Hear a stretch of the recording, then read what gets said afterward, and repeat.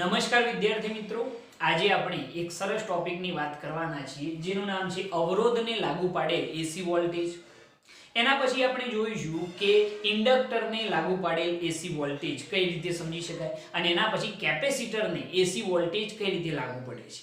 અને પછી જેમ જેમ આગળ જઈશું તેમ તેમ આપણે એનું કમ્બાઈન કરતા જઈશું. આજે માત્ર સૌપ્રથમ આની જ ચર્ચા કરીશું કે અવરોધને એસી વોલ્ટેજ લાગુ પાડીએ તો શું થાય. જરા જોજો. એના માટે આપણે એક એસી પરિપથ વિચારીએ. સમજી લો કે આ એસી પરિપથનું પ્રાપ્તિ સ્થાન, બરોબર. એની સાથે આપણે માત્ર ને માત્ર શું જોડવાનો છે તો અવરોધ જોડવાનો છે. અહીંયા આગળ એક અવરોધ જોડેલો છે. અહીંયા આગળ આપણે આને કહેવું હોય તો માત્ર અવરોધ ધરાવતો એસી પરિપથ પણ તમે આને કહી શકો છો. કેવો? માત્ર અવરોધ ધરાવતો એસી પરિપથ. આ જે એસી પરિપથનું ઉદ્ગમ છે એના વોલ્ટેજ જો આપણે કહેવા હોય તો V બરાબર Vm * શું કહેવાશે sin ઓમેગા t. અહીંયા આગળ આપણે લખી કાઢીએ કે એસી પરિપથને લાગુ પાડેલ વોલ્ટેજ V બરાબર શું છે voltage Vm * sin omega t. એસી જનરેટર જોયું હતું ને આપણે, એની અંદર EMF E બરાબર શું આવતું હતું? Em * sin omega t. યાદ આવ્યું? આ જે છે વિદ્યુત સ્થિતિમાનનો તફાવત છે એટલે કે વોલ્ટેજ છે, બરોબર. તો આ એસી પરિપથને લાગુ પાડેલ જે વોલ્ટેજ છે એ V બરાબર કેટલા? Vm * sin ઓમેગા t છે. હવે અહીંયા આગળ આપણે સમજી લો કે એક સ્વિચ મૂકેલી છે. જેવી સ્વિચ ઓન કરીએ એટલે એસી ઉદ્ગમમાંથી વિદ્યુત પ્રવાહનું વહન શરૂ થાય. વિદ્યુત પ્રવાહ આ રીતે વહેતો આની અંદરથી આમ આવશે, બરોબર. કોઈ તત્કાલીન પ્રવાહની વાત કરું છું. આમ તો એસી ઉદ્ગમ છે એટલે એક વખત પ્રવાહ આમ જતો હોય તો બીજી વખત એનાથી વિરુદ્ધ દિશામાં જાય. ઓલ્ટરનેટિંગ કરંટ છે ને ભઈના, મેં તમને સમજાવેલું છે કે ઓલ્ટરનેટિંગ કરંટની અંદર એક વખત પ્રવાહ આમ જાય, બીજી વખત એનાથી વિરુદ્ધ દિશામાં જાય. પરંતુ આપણે કોઈ ચોક્કસ ક્ષણે વહેતો પ્રવાહ વિચારીએ તો એ પ્રવાહની દિશા આમ છે, બરોબર. એવું આપણે વિચારીએ તો અહીંયા આગળ આપણે આ જે પરિપથ બન્યો એની અંદર કિર્ચોફના લૂપનો નિયમ જો એપ્લાય કરીએ તો કિર્ચોફના લૂપના નિયમ પરથી જો આપણે વાત કરીએ તો કિર્ચોફનો લૂપનો નિયમ શું હતો? કિર્ચોફનો બીજો નિયમ તમને યાદ હશે કે અહીંયા આગળ પ્રવાહ આમથી આમ છે, બરોબર. એટલે પરિપથ આપણે આમ વિચારીશું તો આના વોલ્ટેજ કેવા હોય તો V માઈનસ અહીંયા પ્રવાહ દાખલ થાય છે અવરોધની અંદર એટલે સ્થિતિમાનમાં શું થાય? ઘટાડો. તો V - I * R = પાછા અહીંયા આવી જઈએ એટલે કેટલા થઈ જાય? 0. યાદ છે ને ભઈ? આ ભૂલી તો નહીં ગયા? ત્રીજું ચેપ્ટર. અહીંયાથી આપણે પરિપથ વિચારીએ છીએ આમ, તો આના વોલ્ટેજ કેટલા? V. ત્યાંથી આપણે અવરોધની અંદર દાખલ થાય છે પ્રવાહ, તમે જોઈ રહ્યા છો. તો સ્થિતિમાનમાં શું થાય? ઘટાડો થાય. તો -IR = પાછા અહીંયા આવીએ એટલે શું થઈ જાય? 0. તો આના ઉપરથી V બરાબર I * શું થઈ જશે? R થઈ જશે. તો પ્રવાહ I બરાબર જો કેવું હોય તો I બરાબર V / શું થઈ જાય? R થઈ જાય. તો પ્રવાહ I બરાબર, ચલો V બરાબર વોલ્ટેજ આપણને ખ્યાલ છે કે એસી પરિપથને લાગુ પાડેલ જે વોલ્ટેજ છે એ કેટલા છે? તો Vm * sin ઓમેગા t અપન શું આવશે? R આવશે. અહીંયા જે Vm / R છે, Vm / R એને શું કહેવાય? મહત્તમ પ્રવાહ. કારણ કે આ જે Vm છે એ મહત્તમ વોલ્ટેજ છે. અહીંયા આગળ જે Vm દેખાય છે ને તમને, એ Vm શું કહેવાય? મહત્તમ વોલ્ટેજ. એ તમારે કહેવત કહી શકો છો. આ જે Vm છે એને શું કહેવાશે? મહત્તમ વોલ્ટેજ, બરોબર છે. તો મહત્તમ વોલ્ટેજ ભાગ્યા અવરોધ હોય તો એ શું આપશે? મહત્તમ પ્રવાહ આપશે. કારણ કે I બરાબર Vm / R થાય. તો આ જે Vm / R છે એની જગ્યાએ જો લખવું હોય તો I બરાબર શું લખાશે? Im * sin ઓમેગા t થઈ જાય. ખ્યાલ આવ્યો? આની અંદર ફરીથી સમજાવું કે આ જે Vm / R છે એની જગ્યાએ શું લખાય? મહત્તમ પ્રવાહ થઈ જશે. કારણ કે આ મહત્તમ વોલ્ટેજ છે. મહત્તમ વોલ્ટેજ ભાગ્યા અવરોધ શું થઈ જાય? મહત્તમ પ્રવાહ થઈ જાય. તો I બરાબર Im * sin ઓમેગા t. અહીંયા બે સૂત્રો સૌથી અગત્યના આપણને મળે છે. એક સમીકરણ 1 અને સમીકરણ નંબર 2, બરોબર. અહીંયા સમજવાની બાબત શું છે કે એસી પરિપથને લાગુ પાડેલ વોલ્ટેજ V બરાબર શું છે Vm * sin ઓમેગા t, જેની અંદર જે આ Vm છે એને શું કહેવાય મહત્તમ વોલ્ટેજ. જો આની અંદર આપણે કિર્ચોફના લૂપનો નિયમ એપ્લાય કરીએ તો અહીંયાથી પ્રવાહ શરૂ થાય છે એટલે એના વોલ્ટેજ કેટલા V, અહીંયા આગળ પ્રવાહ દાખલ થાય છે એટલે આ બે છેડા વચ્ચેનું સ્થિતિમાનમાં શું થાય ઘટાડો થાય તો -IR = પાછા અહીંયા આવીએ એટલે 0. તો V બરાબર I * R. જો પ્રવાહ શોધવો હોય તો I બરાબર V/R થઈ જાય. તો I બરાબર વોલ્ટેજ કેટલા છે Vm * sin omega t / R. હવે જરા અહીંયા જુઓ કે આ Vm/R જે છે એની જગ્યાએ શું લખાય મહત્તમ પ્રવાહ. આની જગ્યાએ આ જે Im છે એને શું કહેવાય મહત્તમ પ્રવાહ, મેક્સિમમ કરંટ એને કહેવામાં આવે છે. તો આના ઉપરથી આપણે બે સૂત્રો મેળવી લીધા. વોલ્ટેજ જે છે એ વોલ્ટેજનું સૂત્ર V બરાબર Vm * sin ઓમેગા t અને પ્રવાહનું સૂત્ર I બરાબર Im * sin ઓમેગા t થઈ જાય છે.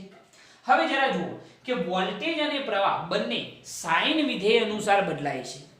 વોલ્ટેજ જે છે એ પણ સાઇન વિધેય અનુસાર બદલાય છે sin ઓમેગા t અનુસાર, અને પ્રવાહ જે છે એ પણ sin ઓમેગા t અનુસાર ચેન્જ થાય છે. બરોબર?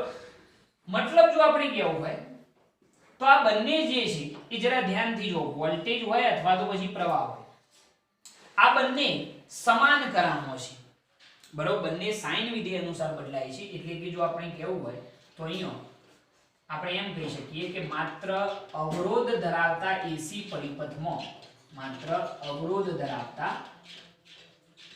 પરિપથમાં પ્રવાહ કે વોલ્ટેજ કેવા હોય છે સમાન કરામો હોય છે. બંને કેવા હોય સમાન કરામો, એટલે કે બંનેનો જે ખૂણો છે એ કેવો છે સમાન છે. બરોબર? બંને સમાન કરામો હોય તો એને આપણે ટેકનિકલ ભાષાની અંદર જો કહેવું હોય તો એનો જે ફેઝ ડિફરન્સ છે એ ફેઝ ડિફરન્સ કેટલો થાય 0 થાય. એટલે કે ખૂણાનો તફાવત, ફેઝ ડિફરન્સ મતલબ કે શું કહેવાય ખૂણાનો તફાવત કેટલો થઈ જાય 0, કારણ કે બંને જે છે પ્રવાહ અને વોલ્ટેજ એ કેવા છે સમાન કરામો છે. જો આપણે એનો આલેખ બતાવવો હોય તો આપણે બતાવી શકીએ છીએ કંઈક આ રીતે. બરોબર? આ રીતે આપણે એનો આલેખ બતાવીશું. વોલ્ટેજ અથવા તો પછી પ્રવાહ વિરુદ્ધ ખૂણો જે ઓમેગા t છે. બરોબર? વોલ્ટેજ વિરુદ્ધ ઓમેગા t અથવા તો પ્રવાહ વિરુદ્ધ ઓમેગા t નો આલેખ આપણે દર્શાવીએ છીએ. પહેલા વોલ્ટેજ વિરુદ્ધ ઓમેગા t નો આલેખ બતાવીએ તો એ આલેખ કેવો મળશે? તો વોલ્ટેજ જે છે તમે જોઈ શકો છો કે સાઇન વિધેય અનુસાર શું થાય છે સતત બદલાયા કરે. હવે સાઇન વિધેય જે છે એ મહત્તમ મૂલ્ય પણ ધારણ કરે અને ન્યૂનતમ પણ ધારણ કરે. તો એના માટે આપણે જો કહેવું હોય તો અહીંયા આગળ આ રીતે બતાવીશું કે અહીંયા આગળ ખૂણા બતાવવા હોય તો 0, એના પછી અહીંયા બતાવીએ π/2, અહીંયા આગળ બતાવીએ π, એના પછી અહીંયા આગળ બતાવીએ 3π/2 અને અહીંયા બતાવીએ 2π. બરોબર છે? તો આપણે એનો આલેખ જે છે વોલ્ટેજનો એ કંઈક આ પ્રકારનો મળશે. જરા જોજો. આ વોલ્ટેજનો આલેખ છે. વોલ્ટેજ જે છે એ સાઇન વિધેય અનુસાર સતત બદલાયા કરે છે. હવે પ્રવાહ જે છે એ પણ સાઇન વિધેય અનુસાર બદલાય છે, પરંતુ પ્રવાહનું મૂલ્ય એ થોડું કેવું હશે નાનું હશે. કેમ નાનું હશે? કારણ કે તમે જાણો છો કે Im જે છે આપણે કોની જગ્યાએ લખીએ Vm/R. તો આ જે મહત્તમ વોલ્ટેજ હશે એના કરતો મહત્તમ પ્રવાહ જે છે થોડો કેવો હશે નાનો હશે. કેમ નાનો હશે જરા જુઓ, કારણ કે Vm/R Im જે છે કોની જગ્યાએ લખ્યા આપણે Vm/R. તો Im જે છે Vm કરતો કેવો હોય નાનો હોય, કારણ કે Im ક્યારે મળે છે તો Vm ના ભાગ્યા R કરીએ ત્યારે મળે છે. એટલે યાદ રાખજો કે અહીંયા આગળ જે Im છે એ Vm કરતો કેવો હશે નાનો હશે. તો એના માટે જો આપણે પ્રવાહનો આલેખ દોરીએ તો એ કંઈક આ રીતે દોરવામાં આવશે. બંને સમાન કરામો જ હશે. જે વખતે વોલ્ટેજ 0 થાય એ વખતે પ્રવાહ પણ કેટલો થાય 0 જ થાય. જે વખતે વોલ્ટેજ ન્યૂનતમ થાય એ વખતે પ્રવાહ પણ કેવો થશે ન્યૂનતમ થશે. આ રીતે. તો આ પ્રવાહનો આલેખ થઈ ગયો. બરોબર? તમે ધ્યાનથી જુઓ કે અહીંયા આગળ તમે જોઈ રહ્યા છો કે આપણે વોલ્ટેજ અને અહીંયા પ્રવાહ, અહીંયા આગળ વોલ્ટેજ જે છે કેવા હોય છે મહત્તમ દેખાય છે. તો એ જ વખતે જે વખતે ખૂણો π/2 હોય એ વખતે અહીંયા વોલ્ટેજ કેવા હોય છે મહત્તમ મહત્તમ જ થાય ને ભાઈ તમે ધ્યાનથી જો sin ઓમેગા t એટલે કે શું કહેવાય ખૂણો કહેવાય કારણ કે તમે જાણો છો કે θ બરાબર ઓમેગા બાય શું થાય ઓમેગા બરાબર θ બાય t થઈ જાય કોણીય સ્થાનાંતર ભાગ્યા સમયગાળો તો θ બરાબર શું થઈ જાય ઓમેગા t થાય કે ના થાય તો ઓમેગા t જે છે ખૂણો છે તો જ્યારે ખૂણો π/2 હોય તો એ વખતે વોલ્ટેજ કેવો થાય મહત્તમ થાય ધ્યાનથી જુઓ અહીંયા આગળ π/2 એટલે કે 90 ડિગ્રી એપ્લાય કરો sin 90 ની કિંમત 1 થઈ જાય એટલે Vm થઈ જાય વોલ્ટેજ V બરાબર Vm કારણ કે sin 90 ડિગ્રી ની કિંમત કેટલી થાય 1 થાય તો V બરાબર Vm થઈ ગયું એ જ વખતે જો પ્રવાહ કેવો હોય તો પ્રવાહ પણ મહત્તમ થઈ જશે કારણ કે sin 90 ડિગ્રી એ પણ sin વિધેય અનુસાર બદલાય છે એટલે sin 90 ની કિંમત પણ કેટલી 1 એટલે I બરાબર શું થાય Im થાય તો અહીંયા આગળ જે પ્રવાહ મળશે એ પ્રવાહ પણ કેવો મળશે મહત્તમ ખ્યાલ આવે તો જે ખૂણા આગળ વોલ્ટેજ મહત્તમ થાય એ જ ખૂણા આગળ પ્રવાહ પણ કેવો થાય છે મહત્તમ થાય છે એનાથી વિરુદ્ધ નીચે તરફ વિચારો તો જે ખૂણા આગળ વોલ્ટેજ ન્યૂનતમ થાય અહીંયા આગળ વોલ્ટેજ -Vm થઈ જાય બરોબર તો એ જ ખૂણા આગળ પ્રવાહ પણ કેવો થઈ જશે ન્યૂનતમ થઈ જશે આ -Im થઈ જશે ખ્યાલ આવે છે આની અંદર બરોબર કારણ કે તમે અહીંયા આગળ sin 3π/2 એટલે 270 મૂકો તો V બરાબર Vm sin 270 sin 270 ની કિંમત -1 તો -1 Vm એટલે શું થઈ જાય -Vm થઈ જાય જો અહીંયા -Vm પ્રવાહ પણ સેમ એ રીતે sin 270 -1 તો આ -Im થઈ જાય બરોબર તો આ રીતે આપણે એનો આલેખ બતાવી શકીએ છીએ અને અહીંયા આગળ આપણને એ વસ્તુનો ખ્યાલ આવે છે કે માત્ર અવરોધ ધરાવતા એસી પરિપથની અંદર આ સ્ટેટમેન્ટ ખાસ ધ્યાન રાખજો કે માત્ર અવરોધ ધરાવતા એસી પરિપથની અંદર પ્રવાહ કે વોલ્ટેજ કેવા હોય સમાન ક્રમમાં હોય જે વખતે પ્રવાહનું મૂલ્ય મહત્તમ થાય તો વોલ્ટેજ પણ એ વખતે કેવો હોય મહત્તમ જ હોય જે વખતે પ્રવાહ શૂન્ય થાય તે વખતે વોલ્ટેજ પણ કેટલો થાય શૂન્ય થાય જે વખતે વોલ્ટેજ ન્યૂનતમ થાય તમે જુઓ છો આ વોલ્ટેજ ન્યૂનતમ થયો sin 270 તો એ વખતે પ્રવાહ પણ કેવો થાય છે ન્યૂનતમ થાય એટલે કે બંને કેવા હોય સમાન કરાવ સાથે જ હેડસી કારણ કે બંને જો sin ઓમેગા t અનુસાર બદલાય છે બરોબર તો આટલી વસ્તુ આની અંદર ખાસ તમારે ધ્યાન રાખવાની છે આની અંદર સહેજ પણ તમને તકલીફ પડવી જોઈએ નહીં ખ્યાલ આવી ગયો આખી થિયરી ફરીથી એકવાર સમજાવી દઉં કે માત્ર અવરોધ ધરાવતો એસી પરિપથ અહીંયા આપણે વિચારેલું છે આની અંદર આ પરિપથને લાગુ પાડેલ એસી વોલ્ટેજ એસી પરિપથને લાગુ પાડેલ વોલ્ટેજ V બરાબર કેટલા છે Vm sin ઓમેગા t જે તમને દેખાય છે ક્યાંથી આવ્યું સૂત્ર મેં તમને સમજાવ્યું એસી જનરેટર પરથી કિર્ચોફના લૂપના નિયમ પરથી આપણે પરિપથ આ રીતે વિચારવાનો છે ચોક્કસ ક્ષણે આપણે વિચારીએ આમ તો શું થાય કે એક વખત પ્રવાહ આમ જાય તો બીજી વખત આમ જતો હોય કારણ કે એસી કરંટ છે પરંતુ કોઈ ચોક્કસ ક્ષણે તત્કાલીન પ્રવાહ આપણે આ તરફ વહેતો વિચારીએ છીએ તો એના માટે કિર્ચોફના લૂપનો નિયમ એપ્લાય કરીએ તો આના વોલ્ટેજ V અહીંયા આગળ પ્રવાહ દાખલ થાય તો સ્થિતિમાનનો ઘટાડો એટલે -IR 0 તો V બરાબર I * R I બરાબર V/R થઈ જાય તો I બરાબર V ની જગ્યાએ વોલ્ટેજ કેટલા Vm sin omega t / R ધ્યાન રાખજો કે આ Vm/R જે છે એ આપણને શું આપશે મહત્તમ પ્રવાહ ખ્યાલ આવે છે કારણ કે તમને ખબર છે I બરાબર V/R જો વોલ્ટેજ મહત્તમ હોય અને ભાગ્યા અવરોધ કરીએ તો પ્રવાહ પણ કેવો મળે મહત્તમ મળે તો I બરાબર સૂત્ર થઈ ગયું Im sin ઓમેગા t જો Im એ મહત્તમ પ્રવાહ છે આ બે મેઈન સૂત્રો બરોબર હવે મેં તમને કહ્યું કે માત્ર અવરોધ ધરાવતો એસી પરિપથ હોય તો એની અંદર બંને વોલ્ટેજ અથવા તો પ્રવાહ બંને કેવા સમાન કરામો છે જુઓ ઓમેગા t જેટલી કરા છે બંનેમાં બરોબર સમાન કરામો હોય મતલબ કે એની ટેકનિકલ લાઈનમાં શું કહેવાય ફેઝ ડિફરન્સ કેટલો શૂન્ય બંને વચ્ચે કોઈ ફેઝ ડિફરન્સ હોતો નથી જ્યારે પ્રવાહ શૂન્ય થાય તો વોલ્ટેજ પણ શૂન્ય હોય જ્યારે વોલ્ટેજ મહત્તમ થાય તો પ્રવાહ પણ મહત્તમ હોય એ રીતની સ્થિતિ હોય છે આ આલેખ ખાસ ધ્યાન રાખજો અને ફેઝ ડિફરન્સ આની અંદર કેટલો થાય શૂન્ય થાય મગજની અંદર એટલી વસ્તુ બેસાડી લો ચલો આટલી વસ્તુ નોટ કરો એના પછી એક બીજી વસ્તુ સમજાવો ઓકે હવે એક બીજી ખાસ વસ્તુ આપણે સમજવાની છે કે જો એસી પરિપથની અંદર હું પ્રવાહ I વિરુદ્ધ t ટી નો જો આલેખ દોરું તો એ આલેખ આપણને કંઈક આવો મળે છે, I વિરુદ્ધ ટી નો આલેખ, માત્ર પ્રવાહ વિરુદ્ધ સમયનો આલેખ છે એક આવર્તકાળ માટે, બરોબર. એટલે એક દોલન અહીંયા પૂર્ણ થયું એસી પરિપથનું. અહીંયા આગળ જો આપણે કહેવું હોય તો પ્રવાહ જે છે એ કેવો થશે, મહત્તમ થશે. અહીંયા આગળ જો આપણે પ્રવાહ કહેવો હોય તો એ કેવો થશે, ન્યૂનતમ થશે. તો ખબર જ છે આપણને, બરોબર. જો આપણે સમય કહેવો હોય તો અહીંયા આગળ 0 સમય, અહીંયા આગળ જો સમય કહેવો હોય તો અડધું ચક્ર પૂર્ણ થયું છે, એટલે કે અહીંયા આગળ સમય કેટલો થાય t/2 અને અહીંયા સમય કેટલો થશે t જેટલો, એક આવર્તકાળ. હવે આની અંદર આપણને એક ખ્યાલ આવે છે કે એસી પરિપથમાં પ્રવાહના એક પૂર્ણ ચક્ર દરમિયાન પ્રવાહનું સરેરાશ મૂલ્ય કેટલું થાય, શૂન્ય થાય છે. ફરીથી મારું સ્ટેટમેન્ટ કે એસી પરિપથમાં પ્રવાહના એક પૂર્ણ ચક્ર દરમિયાન પ્રવાહનું સરેરાશ મૂલ્ય કેટલું થાય, શૂન્ય થાય. કારણ કે એક ચક્ર પૂર્ણ થયું તો સરેરાશ પ્રવાહ કેટલો થયો, જેટલો પ્રવાહ ધન થયો એટલો જ પ્રવાહ ઋણ થયો, તો પ્રવાહનું સરેરાશ મૂલ્ય કેટલું થઈ જાય, શૂન્ય થઈ જાય. સૌથી મહત્વની બાબત છે આ સ્ટેટમેન્ટ. શું લખું છું જરા જુઓ કે એસી પરિપથમાં એક પૂર્ણ ચક્ર દરમિયાન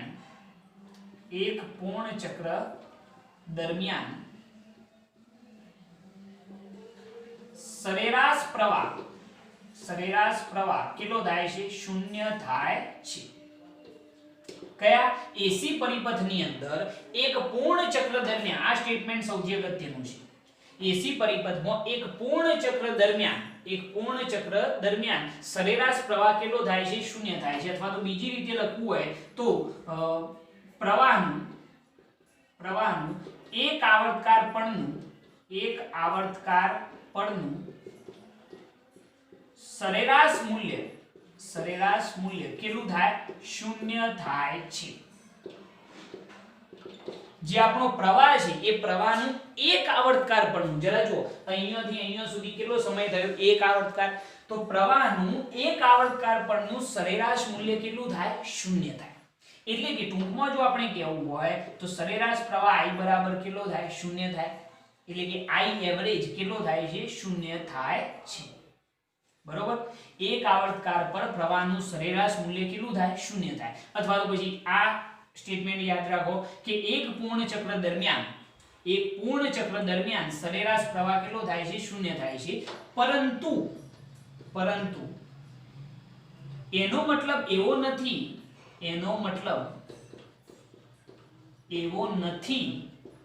કે વ્યય પામતો સરેરાશ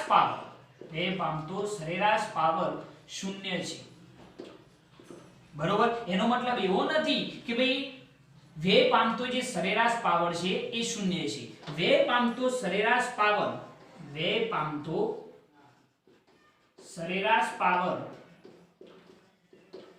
શૂન્ય હોતો નથી. બરોબર છે. સરેરાશ પ્રવાહ શૂન્ય હોય છે પરંતુ વ્યય પામતો જે સરેરાશ પાવર છે એ શૂન્ય હોતો નથી. આ બે સ્ટેટમેન્ટ તમારે ખાસ ધ્યાન રાખવાનું છે. જેડબલઈ નીટ માટે પણ આ એક અગત્યનો કોન્સેપ્ટ બની રહેશે. બહુ સમજવા જેવી વાત છે કે એસી પરિપથમાં એક પૂર્ણ ચક્ર દરમિયાન સરેરાશ પ્રવાહ કેટલો થાય છે, શૂન્ય થાય છે. એટલે કે પ્રવાહનું એક આવર્તકાળ પળનું સરેરાશ મૂલ્ય કેટલું થાય, શૂન્ય થાય. એટલે કે સરેરાશ પ્રવાહ કેટલો હોય, શૂન્ય હોય એક આવર્તકાળ પર. પરંતુ એનો મતલબ એવો નથી કે વ્યય પામતો પાવર પણ શૂન્ય છે. એક આવર્તકાળ પર વ્યય પામતો જે પાવર છે એ શૂન્ય છે એવું નથી. એક આવર્તકાળ પર વ્યય પામતો પાવર શૂન્ય નથી. વ્યય પામતો સરેરાશ પાવર એ શૂન્ય હોતું નથી. આ બંને સ્ટેટમેન્ટ આપણે સમજવાના છીએ. હવે જરા જોજો કે પહેલા હું તમને આ વસ્તુ સમજાવી દઉં કે એસી પરિપથમાં એક પૂર્ણ ચક્ર દરમિયાન સરેરાશ પ્રવાહ શૂન્ય થાય છે. દેખાય તો છે સાહેબ કે જેટલો ધન થાય એટલો ને એટલો શું થાય, ઋણ થાય છે. મતલબ કે સરેરાશ પ્રવાહ કેટલો થયો, શૂન્ય થયો. પરંતુ એને થોડુંક ટેકનિકલી સમજાવું, મેથેમેટિકલી, તો કઈ રીતે સમજી શકાય જુઓ. તો એના માટે આપણે એક આવર્તકાળ પળનું સંકલન ધ્યાનમાં લેવું પડશે. બરોબર છે. તો એના માટે તમે જાણો છો કે આપણે કોઈ પણ વિધેય હોય f ઓફ t નું સરેરાશ મૂલ્ય જ્યારે આપણે ધ્યાનમાં લઈએ, બરોબર, તો f of t is equal to 1/t સંકલનમાં 0 થી t into f of t into શું થાય dt.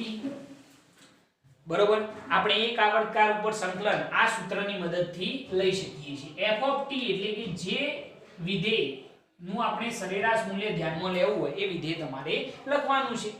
અહીંયા આપણે કોની વાત કરીએ છીએ? પ્રવાહની. એક આવર્તકાર પર પ્રવાહનું સરેરાશ મૂલ્ય આપણે શોધવાના છે.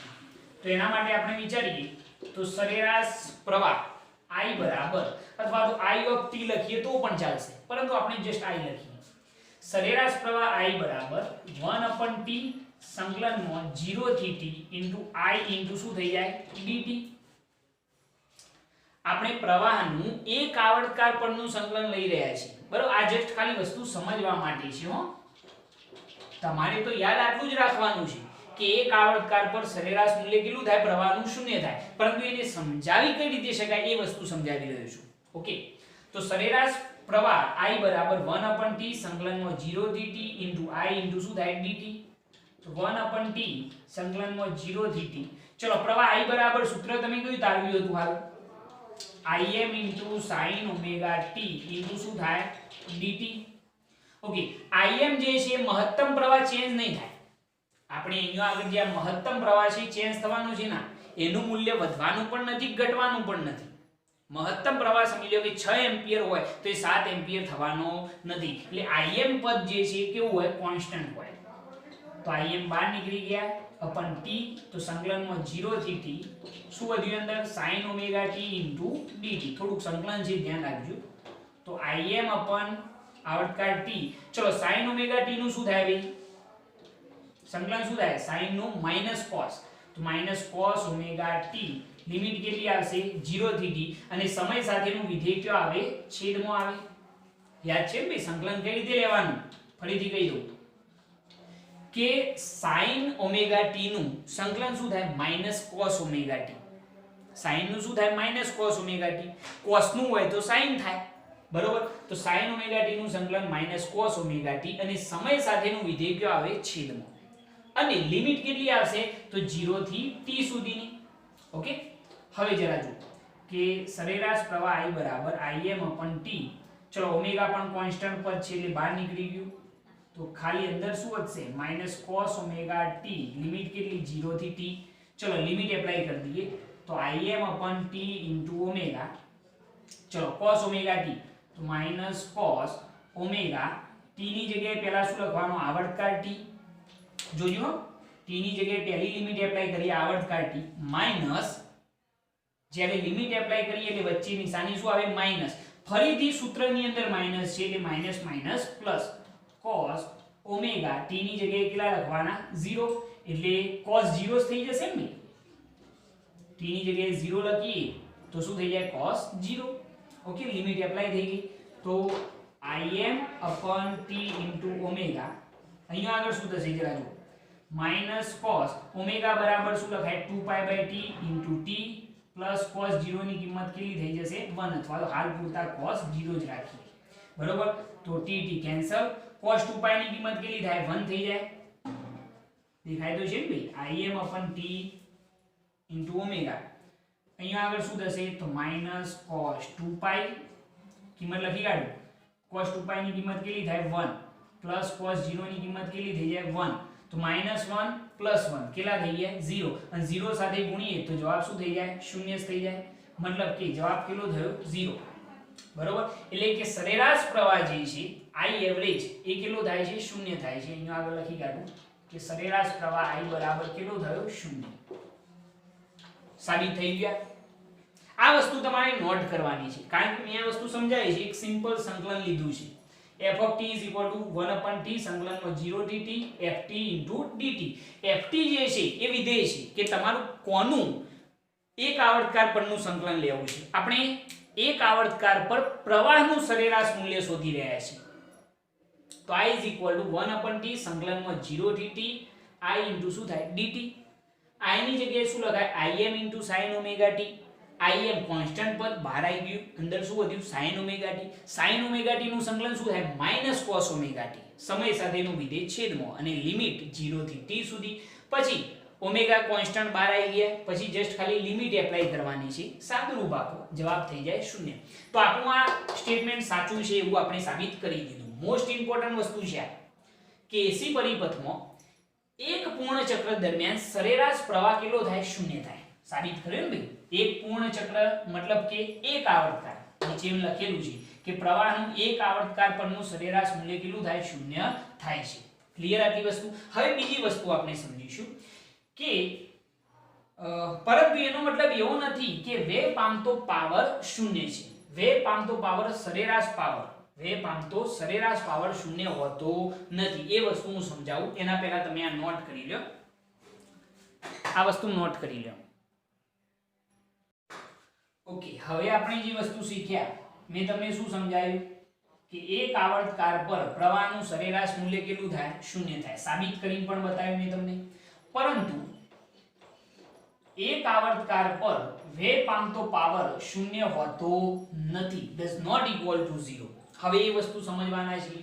તો એના માટે આ વસ્તુ લખવાની જરૂર નથી, એ આગળ આપણે કહેલું છે. ઓકે, તો એના માટે આપણે એક સ્ટેટમેન્ટ લખીશું અહીંયા આગળ કે એસી પરિપથમાં અવરોધમાંથી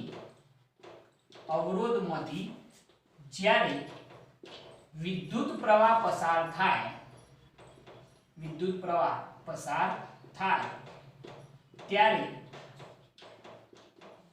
જૂલ ઉષ્મા ઉદ્ભવે છે અને અમુક વિદ્યુત ઊર્જા શું થાય છે? વેવ પામે છે. જૂલનો નિયમ તમે જાણો છો કે કોઈ પણ અવરોધમાંથી જ્યારે પ્રવાહ પસાર થાય ત્યારે જૂલ ઉષ્મા ઉદ્ભવે છે અને અમુક વિદ્યુત ઊર્જાનું શું થાય છે? વ્યય થાય છે. દાખલા તરીકે અહીંયા આગળ હું તમને બતાવું કે એસી પરિપથ આ રીતનો, આ એક અવરોધ, બરોબર. જ્યારે આ અવરોધ આ એક એસી પરિપથ છે અને એસી પરિપથની અંદર જ્યારે અવરોધમાંથી પ્રવાહ પસાર થાય ત્યારે શું ઉદ્ભવે છે? જૂલ ઉષ્મા ઉદ્ભવે છે, I2RT. અને અમુક ઊર્જા જે છે, અમુક વિદ્યુત ઊર્જા જે છે એનો શું થાય છે? વ્યય થાય છે. મતલબ કે પાવરનો વ્યય થાય છે. તો અહીંયા આગળ આપણે જો લખવું હોય તો વ્યય પામતો તત્કાલીન પાવર જો આપણે કહેવો હોય તો તત્કાલીન પાવર P બરાબર તમે સૂત્ર જાણો છો, I2 શું થાય? R. જાણો છો ને ભાઈ જૂલનો નિયમ કે તત્કાલીન પાવર કોઈ ચોક્કસ સેકન્ડે, બરોબર, કોઈ ચોક્કસ ક્ષણે જો આપણે વેવ પામતો પાવર કહેવો હોય તો P બરાબર શું થાય? I2 R. તો પાવર P બરાબર, ચલો I બરાબર શું લખાય?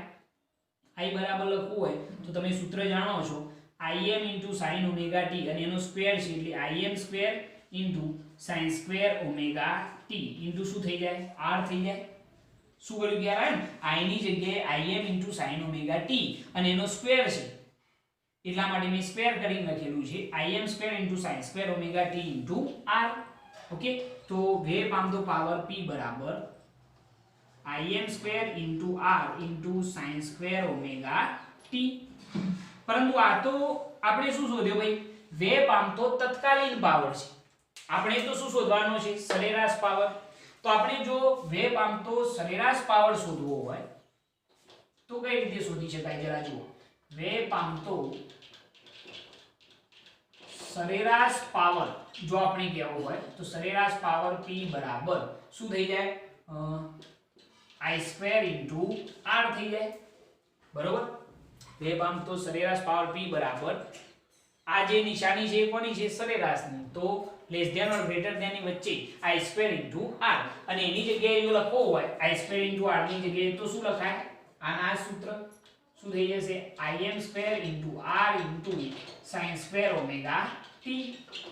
ખ્યાલ આવે ને અહીંયા શું કર્યું? ફરીથી કહું કે વેવ પામતો તત્કાલીન પાવર આપણે જૂના નિયમ પરથી પાવર P બરાબર I2 R થાય. પરંતુ આપણે જાણીએ છીએ કે I બરાબર Im sin omega t, એનો સ્ક્વેર કરીએ તો Im2 sin square omega t R. એટલે વેવ પામતો તત્કાલીન પાવર P બરાબર Im2 R sin square omega t. પરંતુ આપણે તો ભાઈ સરેરાશ પાવર શોધવાનો છે.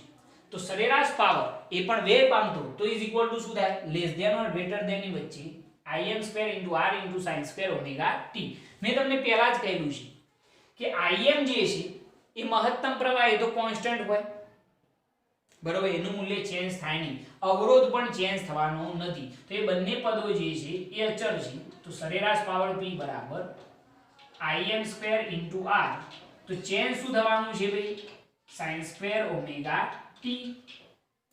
હવે sin સ્ક્વેર ઓમેગા t નું એક આવર્તકાળ પરનું જો સંકલન કેવું હોય અથવા તો sin સ્ક્વેર ઓમેગા t નું એક આવર્તકાળ પરનું સરેરાશ મૂલ્ય કેવું હોય તો એ કેટલું થાય, 1/2 થાય.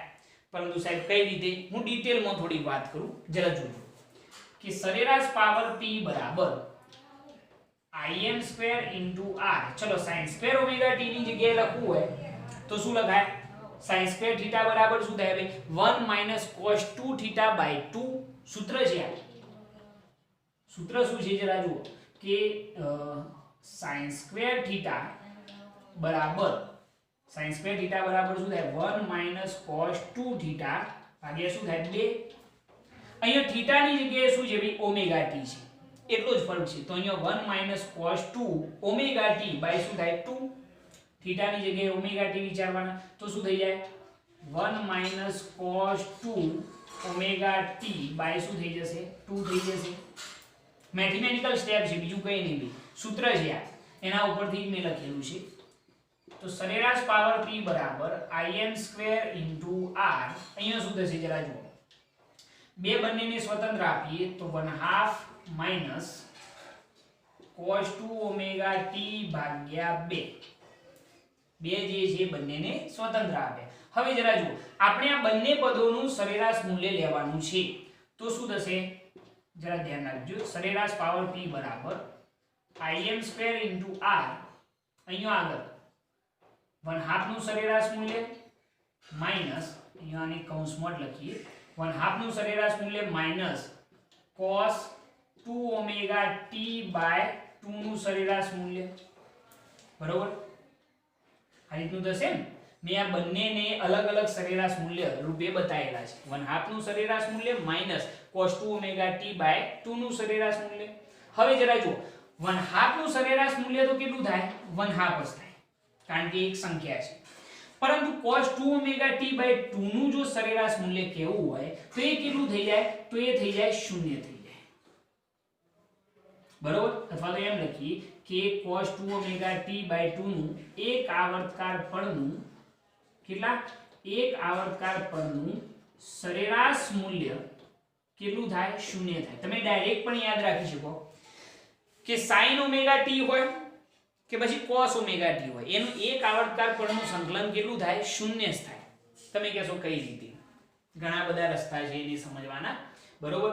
એને હું સમજાવું કે સમજી લો કે હું એમ કહું કે અહીંયા આગળ sin ઓમેગા t ની વાત કરીએ તો ખૂણો અહીંયા આગળ 0, અહીંયા આગળ 90 ડિગ્રી, અહીંયા 180, અહીંયા 270 અને અહીંયા 360.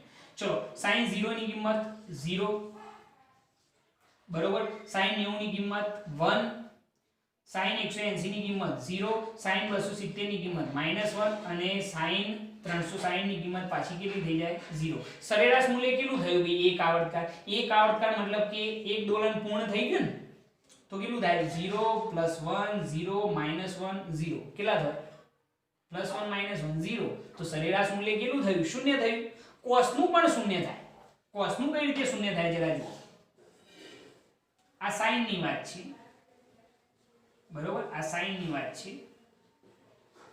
cos નું પણ એટલું થાય. જો અહીંયા આગળ 0, અહીંયા આગળ 90, 180, અહીંયા આગળ 270 અને અહીંયા 360. ચલો cos 0 ની કિંમત 1, cos 0 ની કિંમત 1, cos 90 ની કિંમત 0, cos 180 ની કિંમત -1, cos 270 ની કિંમત 0 અને cos 360 ની કિંમત પાછી કેટલી થઈ જાય, 1 થઈ જાય. સરેરાશ મૂલ્ય જુઓ, 1 - 1 0, બરોબર. ટૂંકમાં શું મતલબ થયો ભાઈ કે sin અથવા cosine નું એક આવર્તકાળ પરનું સંકલન, એક આવર્તકાળ થાય ને, એક દોલન પૂર્ણ થયું, sin અથવા cosine નું એક આવર્તકાળ પરનું સંકલન કેટલું થાય, 0 જ થાય, બરોબર છે.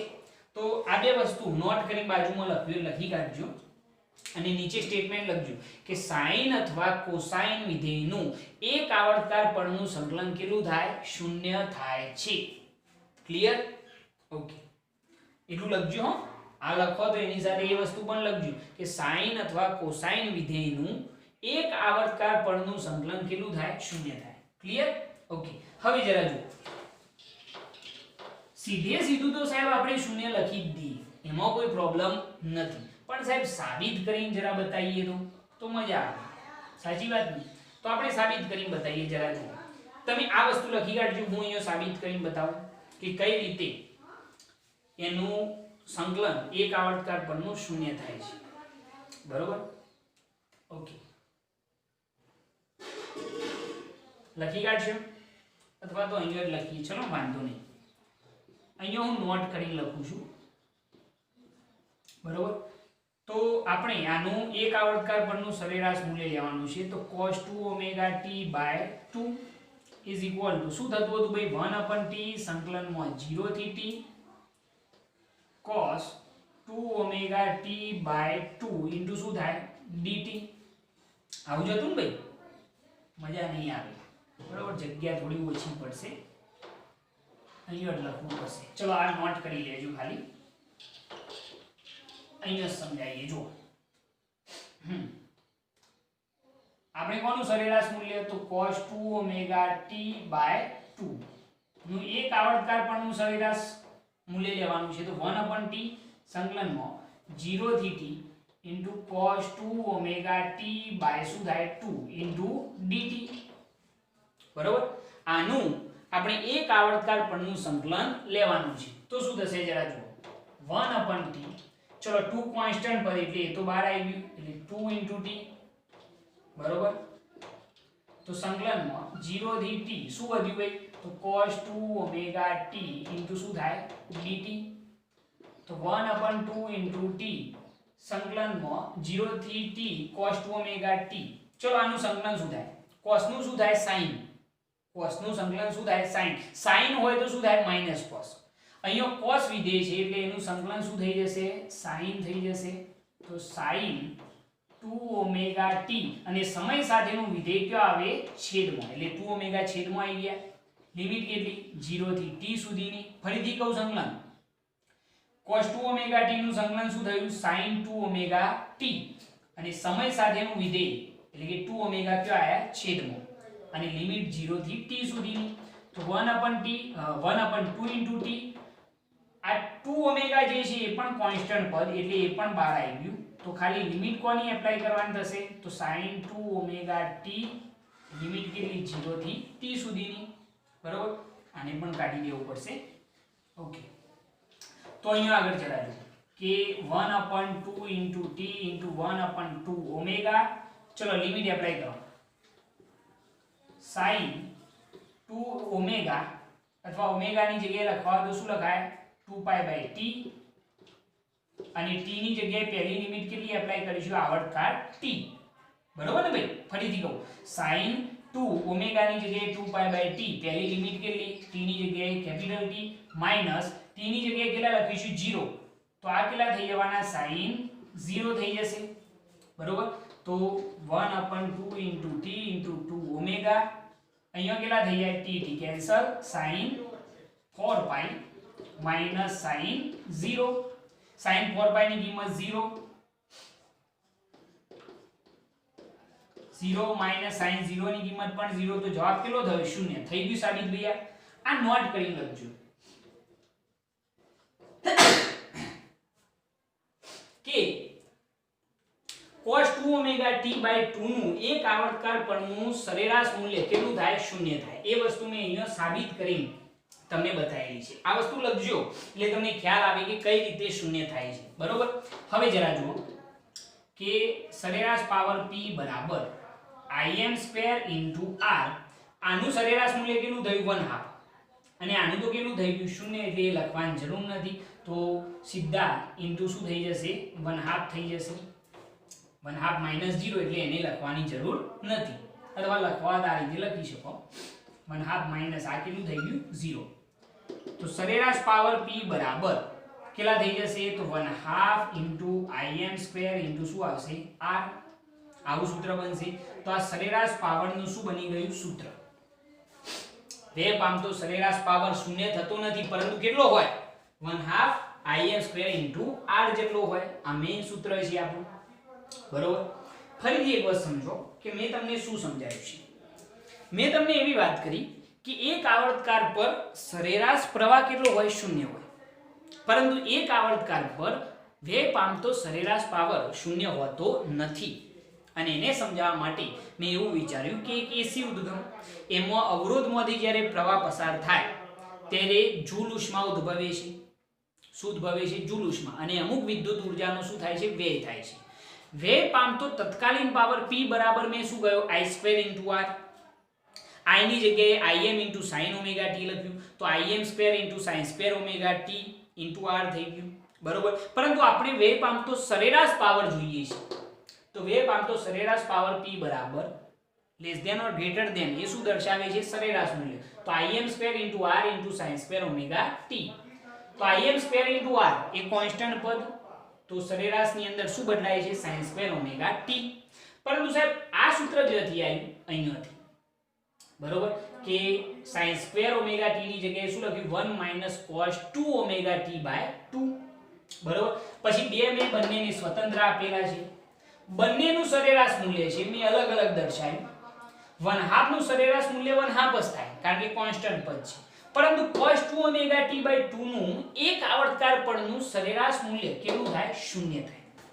સીધે સીધું તમારે લખવાનું છે આ વસ્તુ કે cos² ωt/2 નું એક આવર્તકાર પરનું સરેરાશ મૂલ્ય કેટલું થાય શૂન્ય થાય. એટલે આ તો 0 લખી કાઢવાના. પરંતુ કઈ રીતે 0 થાય એ મેં અહીંયા સમજાવ્યું છે. તમે જુઓ ધ્યાનથી. cos² ωt/2 નું એક આવર્તકાર પરનું સરેરાશ મૂલ્ય 1/t સંકલનમાં 0 થી t cos² ωt/2 * dt. પેલું સૂત્ર હતું એના એ જ. તો 1/2 કોન્સ્ટન્ટ બહાર નીકળી ગયા 2 * t સંકલનમાં 0 થી t cos² ωt * dt. હવે આનું સંકલન સિમ્પલ cos નું શું થાય sin 2 ωt સમય સાથેનું વિધેય છેદમાં 0 થી t સુધીની લિમિટ 2ω કોન્સ્ટન્ટ બહાર નીકળી ગયા તો ખાલી આટલા જ વધ્યા લિમિટ 0 થી t. હવે જસ્ટ ખાલી લિમિટ એપ્લાય કરવાની છે. સ્મોલ t ની જગ્યાએ પહેલા t અને પછી 0 મૂકેલા છે જુઓ. અને ઓમેગા બરાબર 2π/t લખ્યા.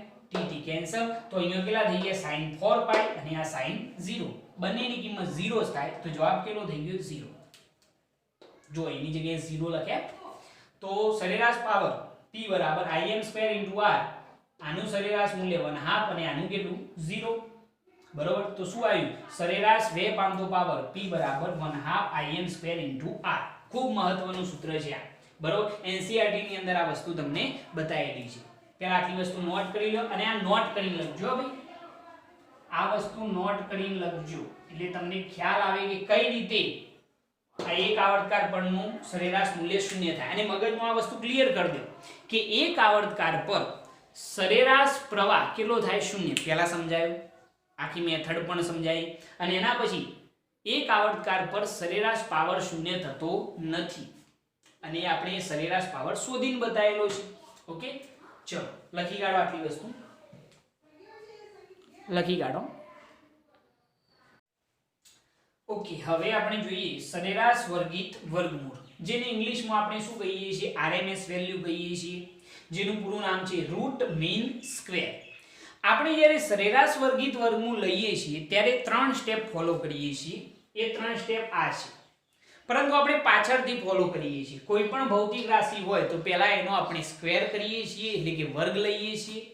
એના પછી એની સરેરાશ લઈએ છીએ એટલે કે મીન લઈએ છીએ અને એના પછી એનું રૂટ લેવામાં આવે છે એટલે કે વર્ગમૂળ લેવામાં આવે છે. બરોબર. તો સૌપ્રથમ શું કરવાનું વર્ગ, એના પછી એની સરેરાશ અને પછી એનું શું લેવાનું વર્ગમૂળ લેવાનું છે. તો સરેરાશ વર્ગિત વર્ગમૂળ ની જો પ્રોપર વ્યાખ્યા કેવી હોય તો વ્યાખ્યા શું લખાય જરા જુઓ કે કોઈ પણ ભૌતિક રાશિના વર્ગના સ્ક્વેર એટલે કે શું ભાઈ વર્ગ, કોઈ પણ ભૌતિક રાશિના વર્ગના સરેરાશના વર્ગમૂળને શું કહેવાય છે સરેરાશ વર્ગિત વર્ગમૂળ, સરેરાશ વર્ગિત વર્ગમૂળ કહે છે. વ્યાખ્યા થઈ ગઈ એની. વ્યાખ્યા શું થઈ કે કોઈ પણ ભૌતિક રાશિના વર્ગના સરેરાશના વર્ગમૂળને શું કહેવામાં આવે છે? સરેરાશ વર્ગિત વર્ગમૂળ કહે છે. તેને ટૂંકમાં શું કહેવામાં આવે છે? RMS કહે છે. રૂટ મીન સ્ક્વેર કહે છે. પરંતુ સ્ટેપ કઈ રીતે ફોલો કરવાના? તો પાછળથી ફોલો કરવાના. સૌપ્રથમ શું કરવાનું? સ્ક્વેર, એના પછી એનું શું લેવાનું? મીન, અને એના પછી એનું રૂટ લેવાનું છે. Okay, perfect. હવે જરા જુઓ, સમજી લો કે હું પ્રવાહની RMS વેલ્યુ કહેતો હોય, પ્રવાહનું RMS મૂલ્ય જો આપણે કહેવું હોય તો સૌપ્રથમ આપણે શું કરવાનું? દાખલા તરીકે કોઈ ભૌતિક રાશિ છે પ્રવાહ, તો આની ઉલટી પ્રોસિજર ફોલો કરવાની. સૌપ્રથમ શું કરવાનું? સ્ક્વેર, તો આપણે એનું સ્ક્વેર કર્યું, એના પછી એનું મીન એટલે કે એનું સરેરાશ લેવાનું, અને એના પછી એનું રૂટ, તો આ એનું રૂટ થઈ ગયું. તો આ શું થઈ ગયું? IRMS. IRMS બરાબર શું થયું? અંડર રૂટ સરેરાશમાં I સ્ક્વેર. કામ તો એ જ કરેલું છે. જુઓ, પ્રવાહ હતો તો સૌપ્રથમ એનું શું કર્યું? સ્ક્વેર કર્યું, એના પછી એની શું લીધી? મીન એટલે કે સરેરાશ, અને એના પછી એનું શું લીધું? રૂટ લીધેલું છે. તો આ જે સૂત્ર બન્યું એ કોનું કહેવાય? IRMS નું. ઓકે, હવે જરા જુઓ, આપણે IRMS બરાબર સૂત્ર લખીએ છીએ Im/√2. NCERT ની અંદર તમને આવું સૂત્ર આપેલું હશે. IRMS બરાબર શું થાય? Im/√2 થાય. પરંતુ આ સૂત્ર સાહેબ કઈ રીતે આવે? એની કોઈ અહીંયા આગળ ચોખવટ કરેલી નથી, પરંતુ હું તમને સમજાવું કે કઈ રીતે આ સૂત્ર બને છે. તો we know, તમે જાણો છો કે પ્રવાહ I બરાબર શું થાય ભાઈ? Im * sin ωt. પ્રવાહનું આ સૂત્ર તો જાણો છો તમે. પ્રવાહ I બરાબર શું થાય? Im * sin ωt. ઓકે, હવે આના ઉપરથી આપણે આ સૂત્ર મેળવીએ IRMS નું. તો એના માટે કઈ નહીં કરવાનું, આ જ પ્રોસિજર ફોલો કરવાની, રૂટ મીન સ્ક્વેર વાળી. સૌપ્રથમ શું કરવાનું છે? સૌપ્રથમ શું કરીશું? સ્ક્વેર.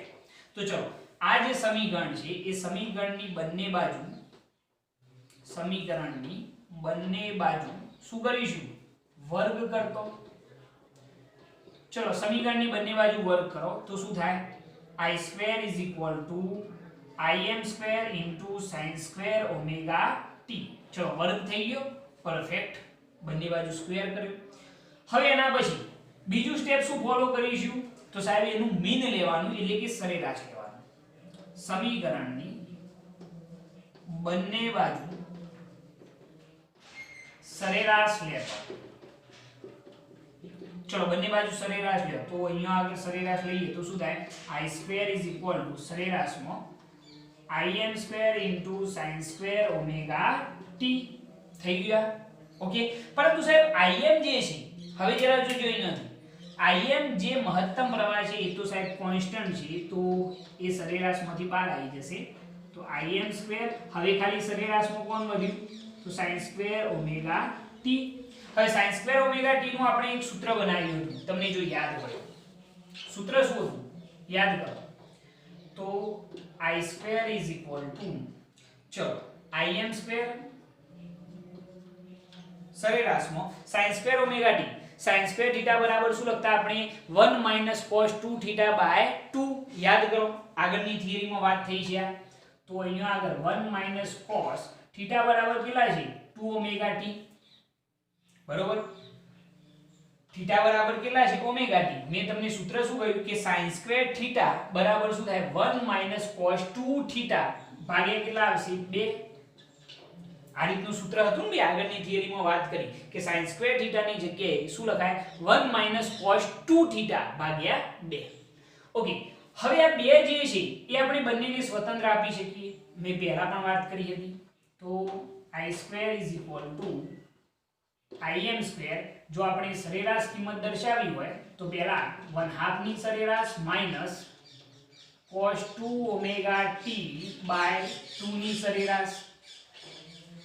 આપણે આ 1/2 ની સરેરાશ બતાવી માઈનસ cos 2ωt/2 ની સરેરાશ. તમને ખબર છે કે આનું સરેરાશ મૂલ્ય તો 1/2 જ થાય, અને આનું સરેરાશ મૂલ્ય કેટલું થાય? 0 થાય. પહેલા વાત કરી હતી, મેં સમજાયું. સાબિત કરી બતાવ્યું હતું કે આનું એક આવર્તકાર પરનું સરેરાશ મૂલ્ય કેટલું થાય? 0 થાય. તો અહીંયા ખાલી શું વધે? આનું સરેરાશ મૂલ્ય કેટલું થાય? 1/2 થાય. તો સરેરાશમાં i સ્ક્વેર બરાબર શું આવશે? im સ્ક્વેર ભાગે કેટલા થઈ જાય? 2. 1/2 બહાર નીકળી ગયા ને, તો 1/2 im સ્ક્વેર એટલે કે im સ્ક્વેર બાય 2 થઈ ગયા. ઓકે, હવે બે વસ્તુ થઈ ગઈ. પહેલા આપણે શું કર્યું ભાઈ? તો બંને બાજુ સ્ક્વેર કર્યો, એના પછી એનું મીન લીધું. હવે એનું શું લેવાનું છે? રૂટ. તો બંને બાજુ શું લઈએ? વર્ગમૂળ લેતો. ચલો બંને બાજુ વર્ગમૂળ લ્યો. તો under route i square is equal to, અહીંયા પણ રૂટ લઈ લઈએ તો રૂટ ની અંદર im સ્ક્વેર બાય શું થઈ જાય? 2 થઈ જશે. બરોબર. તો ભાઈ આને શું કહેવાય? આને શું કીધું હતું આપણે? irms કર્યું હતું ને, કારણ કે જો રૂટ છે, મીન છે અને આ સ્ક્વેર છે એટલે કે આને શું કહેવાય? irms. તો irms બરાબર, ચલો im નો સ્ક્વેર એનું વર્ગમૂળ શું થાય? im અને 2 નું વર્ગમૂળ છે એટલે અંડર રૂટ 2. im સ્ક્વેર નું વર્ગમૂળ કેટલું? im અને આ અંડર રૂટ 2. તો irms નું એક સૂત્ર મળી ગયું કે irms બરાબર શું થાય? im upon અંડર રૂટ 2 થઈ જાય. ખ્યાલ આવ્યાની અંદર? ઓકે, હવે જરા જુઓ કે આ સૂત્ર આપણને આપેલું છે. આને આપી દો સમીકરણ નંબર 2. હવે કદાચ જો આપણે આની કિંમત મેળવવી હોય તો irms બરાબર 1 upon અંડર રૂટ 2 કરશો તો તમને મળશે 0.707. 1 upon અંડર રૂટ 2 એટલે કે 1.4142 કરશો, 1 ભાગે 1.4142 તો 0.707 જવાબ આવશે. ઇન્ટુ શું થઈ જાય? im થઈ જાય. બરોબર. તો આ irms ની કિંમત થઈ. સેમ આ પ્રોસિજર જસ્ટ ખાલી હવે v બરાબર શું લખવાનું? vm sin omega t. અને એની આ પ્રોસિજર ફોલો કરશો તો તમને vrms નું પણ સૂત્ર મળી જશે. તો vrms બરાબર શું થઈ જાય? જે રીતે irms બરાબર im upon under root 2 થયું એ રીતે vrms બરાબર શું થાય? vm upon under root 2 થઈ જાય. બરોબર. એટલે આ વસ્તુ પણ ખાસ ધ્યાન રાખજો. આ સૂત્રો મહત્વના છે. સમીકરણ નંબર 3. અને જો 1 upon under root 2 કરીએ તો vrms બરાબર 0.707 ઇન્ટુ શું થઈ જાય? vm થઈ જાય. બરોબર. એટલે આ બે સૂત્રો ખાસ તમારે યાદ રાખવાના છે. બરોબર. સૌથી મહત્વની વસ્તુ છે જો આ વસ્તુ મેં સાબિત કરી બતાવી છે. NCERT ની અંદર આ બંને સૂત્રો સીધા આપેલા છે, પરંતુ આપણે સાબિત કર્યા. vrms નું સૂત્ર તમે જાતે સાબિત કરી શકો, ટ્રાય કરી શકો છો. જસ્ટ ખાલી અહીંયા સૂત્ર શું લખવાનું? v બરાબર vm sin omega t. બાકી બધી પ્રોસિજર સેમ. પહેલા સ્ક્વેર કરવાનું, પછી એનું મીન લેવાનું અને પછી સરેરાશ મૂલ્ય. તો તમને આ સૂત્ર ઈઝીલી મળી જશે. બરોબર. ઓકે, ચલો આટલી વસ્તુ નોટ કરી લો. એના પછી આપણે પાવર સમજી લઈએ કે એનો પાવર કઈ રીતે મેળવી શકાય છે. નોટ કરી? ઓકે, ચલો જવા દઈએ. હવે એના પછી એનો પાવર કઈ રીતે શોધી શકાય એ જરા જુઓ કે વ્યય પામતો સરેરાશ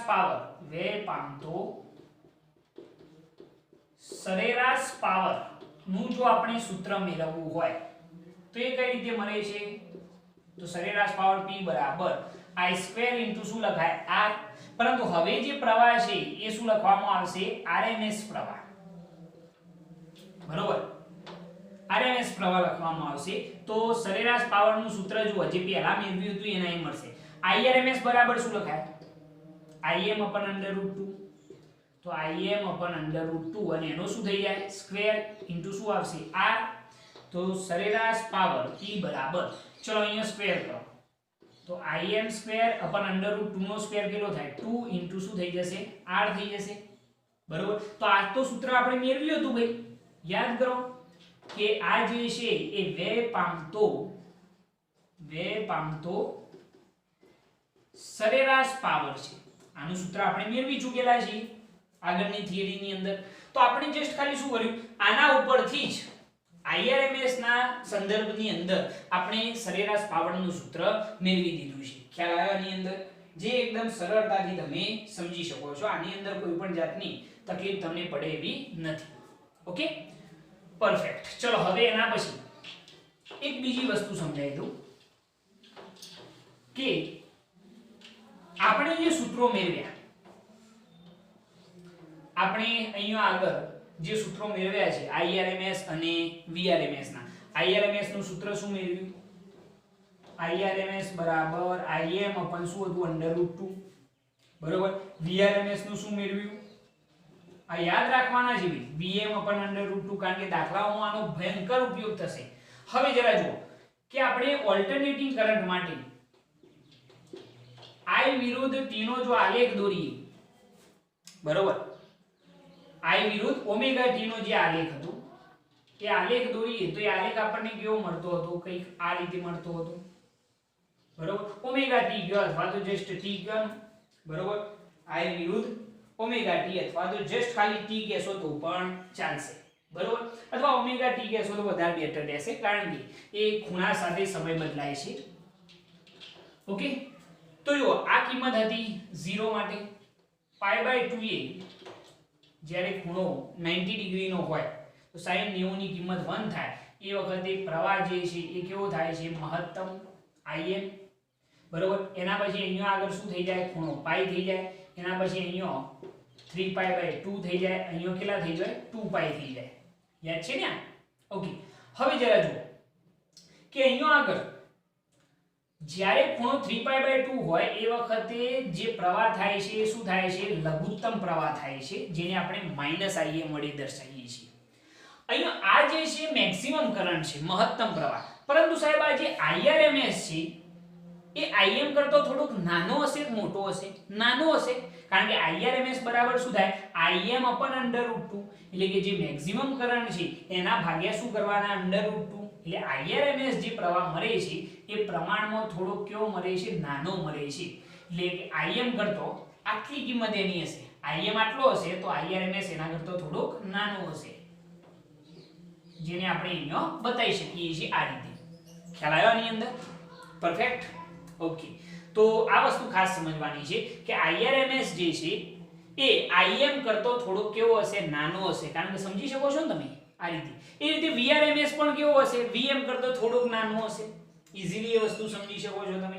તો આ સૂત્રો થોડાક મહત્વના છે ને એક સિમ્પલ અને બહુ સમજવા જેવી થિયરી તમે આને કહી શકો છો. ઓકે, ચલો આટલી વસ્તુ તમે નોટ કરી લો, આટલી વસ્તુ નોટ કરી લેજો. આ આલેખ ખૂબ મહત્વનો છે.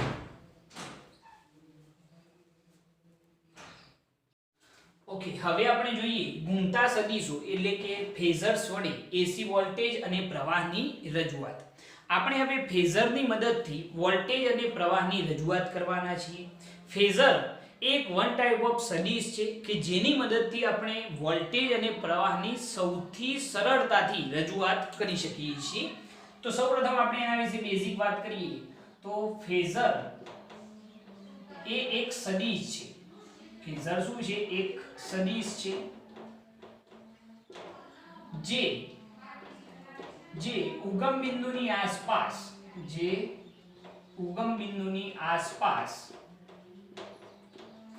ઓમેગા જેટલી કોણીય ઝડપથી ગતિ કરે છે. ઓમેગા જેટલી કોણીય ઝડપથી શું કરે છે? ગતિ કરે છે. સિમ્પલ વાત. ફેઝર શું છે? તો એક સદિશ છે અને એ ઉગમ બિંદુની આસપાસ ઓમેગા જેટલી કોણીય ઝડપથી શું કરે છે?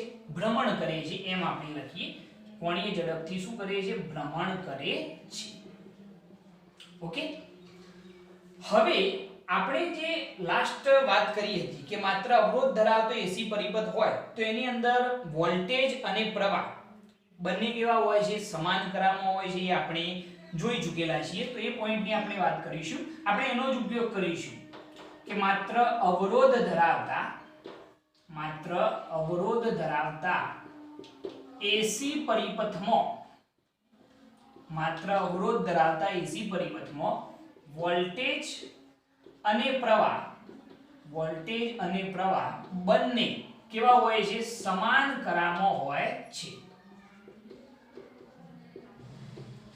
માત્ર અવરોધ ધરાવતો જે AC પરિપથ છે એની અંદર વોલ્ટેજ અને પ્રવાહ બંને કેવા હોય છે? તો સમાન ક્રમમાં હોય છે. એ આપણને ખ્યાલ છે, એ વસ્તુ હું તમને સમજાવી ચૂકેલો છું. એની અંદર મેં તમને એવું શીખવાડ્યું હતું કે જો વોલ્ટેજ વિરુદ્ધ ઓમેગા ટી અથવા તો પ્રવાહ વિરુદ્ધ ઓમેગા ટી નો જો આપણે આલેખ દોરીએ તો એ આલેખ આપણને કંઈક આવો મળતો હતો. યાદ કરો, વોલ્ટેજ નો જે આલેખ હતો એ કંઈક આવો હતો, આ રીતે. બરોબર છે. અને જો આપણે પ્રવાહનો આલેખ દોરવો હોય તો એ આલેખ કંઈક આ રીતનો હતો. વોલ્ટેજ અને પ્રવાહ વચ્ચેનો જે ફેઝ ડિફરન્સ હતો એ કેટલો હતો? 0 હતો. બંને સમાન કરામો હોય, બંનેની જ્યારે એંગલ 0 હોય તો બંનેની કિંમત 0 થાય. જ્યારે એંગલ π/2 થાય તો વોલ્ટેજ પણ મહત્તમ થાય, પ્રવાહ પણ મહત્તમ થાય. જ્યારે એંગલ π થાય તો બંનેની કિંમત 0 થઈ જાય. જ્યારે એંગલ 3π/2 થાય 270 થાય તો બંનેની કિંમત લઘુત્તમ થઈ જાય. અને પાછો જ્યારે 2π થાય એંગલ તો બંનેની કિંમત કેવી થઈ જાય? 0 થઈ જાય. આ વોલ્ટેજનો આલેખ છે અને આ પ્રવાહનો આલેખ છે. આ વસ્તુ આપણે સમજ્યા હતા કે ભાઈ વોલ્ટેજ અને પ્રવાહ બંને કેવા હોય? સમાન કરામો હોય છે. મતલબ કે ફેઝ ડિફરન્સ કેટલો હોય છે? તો 0 હોય છે. બંને વચ્ચે ખૂણાનો કોઈ તફાવત હોતો નથી, જેને ટેકનિકલ ભાષામાં આપણે શું કહેતા હતા? ફેઝ ડિફરન્સ, જે કેટલો હોય છે? 0 હોય છે. બરોબર. હવે આ જે આલેખ છે એને દર્શાવવાની સૌથી સરળ મેથડ કઈ? તો સૌથી સરળ મેથડ એવી છે કે આપણે સપોઝ કોઈ પણ એક ક્ષણે અહીંયા આગળ જો આપણે સમય સાથેનો ખૂણો બતાવીએ તો સપોઝ એ ખૂણો છે ઓમેગા t1. બરોબર. કોઈ એક ચોક્કસ ક્ષણે, બરોબર છે, કોઈ ચોક્કસ ક્ષણે આ વોલ્ટેજ અને પ્રવાહ નો સામાન્ય ખૂણો કેટલો છે? ઓમેગા t1, કારણ કે બંને સમાન કરામો દોલન કરે છે. તો અહીંયા આગળ આપણે જો એનો ફેઝર બતાવીએ તો એનો ફેઝર કઈ રીતે બતાવવામાં આવે છે જરા જોજો. તો એનો ફેઝર આપણે કંઈક આ રીતે બતાવીશું.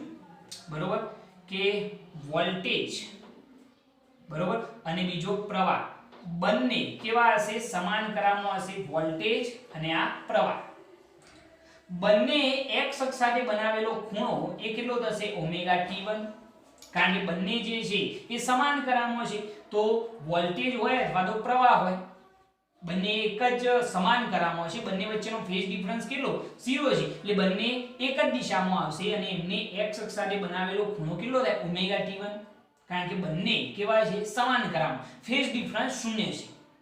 વોલ્ટેજની વાત કરીએ તો એને પણ બનાવેલો ખૂણો ઓમેગા t1 થાય અને પ્રવાહની વાત કરીએ તો એને પણ બનાવેલો ખૂણો ઓમેગા t1 થાય. મતલબ કે ફેઝ ડિફરન્સ કેટલો થાય? 0 થશે.